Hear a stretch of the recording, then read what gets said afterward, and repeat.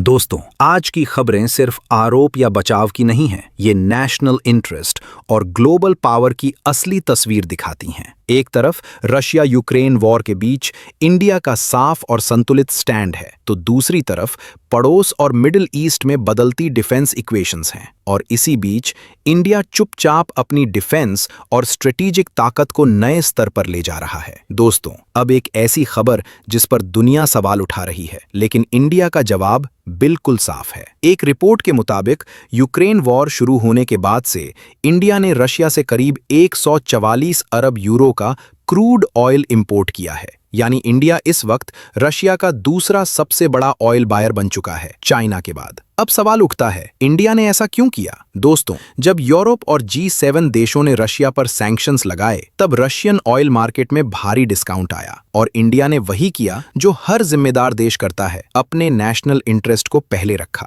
India दुनिया का तीसरा सबसे बड़ा ऑयल इंपोर्टर है। हमारी इकोनॉमी, हमारी ट्रांसपोर्ट सिस्टम और आम आदमी की जिंदगी सीधे फ्यूल प्राइस पर डिपेंड करती है। रशिया से पहले इंडिया की क्रूड बास्केट में रशियन ऑयल 1% से भी कम था, लेकिन वॉर के बाद ये शेयर बढ़कर करीब 55 से 40% तक चला गया। क्यों? क्योंकि ऑयल सस्ता था, अवेलेबल था और किसी यूएन सैंक्शन के दायरे में नहीं था। दोस्तों, यही रिपोर्ट बताती है कि यूरोपियन यूनियन खुद अब तक 218 अरब यूरो रूस से ऑयल, गैस और कोल खरीद चुका है। मतलब पब्लिक में सैंक्शंस की बात और अंदर से बिजनेस चालू। तो फिर इंडिया पर उंगली क्यों? इंडिया ने कभी नहीं कहा कि वो किसी वॉर को सपोर्ट करता है। इंडिया का साफ स्टैंड है, वॉर का सॉल्यूशन डायलॉग है, लेकिन एनर्जी सिक्योरिटी पर कॉम्प्रोमाइज नहीं। इंडिया ना अमेरिका के दबाव में चलता है, ना यूरोप की हाइपोक्रेसी में फंसता है। इंडिया वही करता है जो 140 करोड़ लोगों के लिए सही हो। अब बढ़ते हैं अगली खबर की ओर। दोस्तों, अब एक खबर जो पाकिस्तान की मजबूरी और सऊदी अरेबिया की स्ट्रैटेजी दोनों को एक ही लाइन में खोल देती है। रिपोर्ट के मुताबिक पाकिस्तान और सऊदी अरेबिया के बीच एक अनयूजुअल डिफेंस डील पर बातचीत चल रही है। डील ये है कि सऊदी अरेबिया पाकिस्तान को दिए गए करीब $2 अरब के पुराने लोन्स को JF-17 फाइटर जेट्स की खरीद में कन्वर्ट कर दे। मतलब साफ है दोस्तों, पैसा नहीं लौटाओ, लड़ाकू जहाज दे दो। पाकिस्तान इस वक्त सीरियस इकोनॉमिक क्राइसिस में है, IMF के प्रोग्राम पर चल रहा है, फॉरेन रिजर्व्स दबाव में है और इकोनॉमी को सांस लेने के लिए हर महीने लाइफलाइन चाहिए। और ऐसे वक्त पर सऊदी अरेबिया फिर से सामने आता है, लेकिन इस बार कैश नहीं बल्कि वेपन्स डील के जरिए। JF-17 वही फाइटर जेट है जो पाकिस्तान ने चाइना के साथ मिलकर बनाया है और जिसे वो पिछले साल इंडिया के खिलाफ कॉन्फ्लिक्ट में भी इस्तेमाल कर चुका है। पाकिस्तान अब इसे कॉम्बैट प्रूवन बताकर एक्सपोर्ट पुश में लगा हुआ है। सोर्सेज का कहना है कि टोटल डील साइज $4 अरब तक जा सकती है, जिसमें $2 अरब लोन स्वैप और बाकी अतिरिक्त सैन्य उपकरण शामिल होगा। दोस्तों, यहाँ जियोपॉलिटिक्स भी समझिए। सऊदी अरेबिया धीरे धीरे अमेरिका पर डिफेंस डिपेंडेंस कम करना चाहता है। मिडिल ईस्ट में हालात अनस्टेबल हैं और रियाद को रिलायबल मिलिट्री पार्टनर्स चाहिए। और पाकिस्तान के लिए ये डील सिर्फ जेट्स की नहीं है, ये इकोनॉमिक सर्वाइवल की बात है। पाकिस्तान के डिफेंस मिनिस्टर तो यहां तक दावा कर चुके हैं कि आर्म्स एक्सपोर्ट से IMF की जरूरत ही खत्म हो जाएगी। हालांकि ग्राउंड रियलिटी अब भी बहुत अलग है। अब बढ़ते हैं अगली खबर की ओर। दोस्तों, अब एक खबर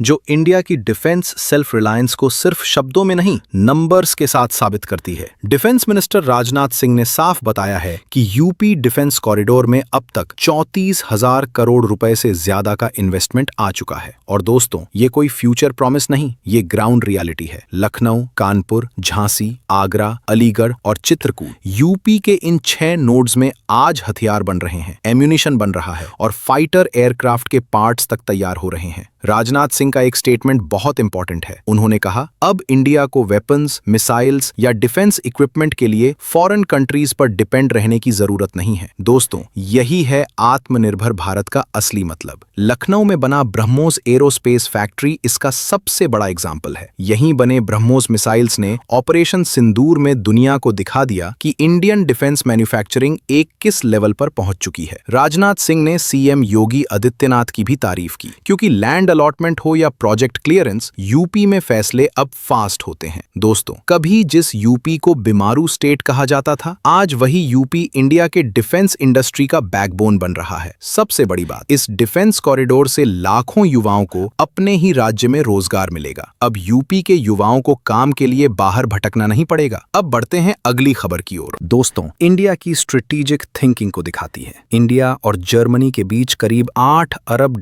का एक mega defence deal final stage में पहुंच चुका है। और ये डील सिर्फ कोई हथियार खरीदने की नहीं है, ये डील है सबमरीन्स बनाने की, वो भी टेक्नोलॉजी ट्रांसफर के साथ। मतलब साफ है दोस्तों, अब इंडिया सिर्फ बायर नहीं रहेगा, अब इंडिया एडवांस्ड सबमरीन्स खुद बनाएगा। इस डील के तहत जर्मनी की कंपनी थिसनक्रप और इंडिया की मज़गांव डॉक मिलकर नेक्स्ट जनरेशन सबमरीन्स बनाएंगे। और खास बात, इनमें होगा AIP टेक्नोलॉजी। अब ये AIP क्या है, सिंपल भाषा में समझिए, ऐसी टेक्नोलॉजी जिससे सबमरीन ज्यादा देर तक पानी के नीचे रह सकती है बिना सरफेस पर आए, यानी ज्यादा स्टेल्थ, ज्यादा सरप्राइज और दुश्मन के लिए ज्यादा टेंशन। दोस्तों, ये डील ऐसे समय आ रही है जब इंडियन नेवी को ओल्ड सबमरीन्स की कमी साफ दिख रही है और दूसरी तरफ चाइना अपनी सबमरीन स्ट्रेंथ तेजी से बढ़ा रहा है। जर्मनी के साथ ये पार्टनरशिप इंडिया को 3 बड़े फायदे देती है। पहला, रशिया पर डिपेंडेंसी कम। दूसरा, मेक इन इंडिया डिफेंस में रियल बूस्ट। तीसरा, इंडियन ओशन में स्ट्रेटेजिक एज। और टाइमिंग भी कोई कोइंसिडेंस नहीं है। जर्मन चांसलर अगले हफ्ते इंडिया आ रहे हैं और माना जा रहा है कि इसी विजिट में इस डील पर फाइनल मुहर लग सकती है। दोस्तों, अगर ये डील साइन होती है तो ये सिर्फ $8 अरब की खबर नहीं होगी, ये मैसेज होगा कि इंडिया अब अंडर वाटर वॉरफेयर में भी नेक्स्ट लीग में जाने को तैयार है। तो दोस्तों, आज की सारी खबरें एक ही बात साफ करती हैं, जहां दुनिया सवाल उठा रही है और दबाव बना रही है, वहीं इंडिया अपने नेशनल इंटरेस्ट, स्ट्रेटेजिक ऑटोनॉमी और लॉन्ग टर्म सिक्योरिटी पर डटा हुआ है। तेल से लेकर हथियारों तक अब इंडिया बायर नहीं, बिल्डर बनने की दिशा में आगे बढ़ रहा है। सवाल बस यही है, क्या आने वाले समय में यही अप्रोच इंडिया की सबसे बड़ी ताकत बनेगी? कमेंट में अपनी राय जरूर लिखिए। वीडियो पसंद आई हो तो लाइक करें, शेयर करें और चैनल को सब्सक्राइब करें।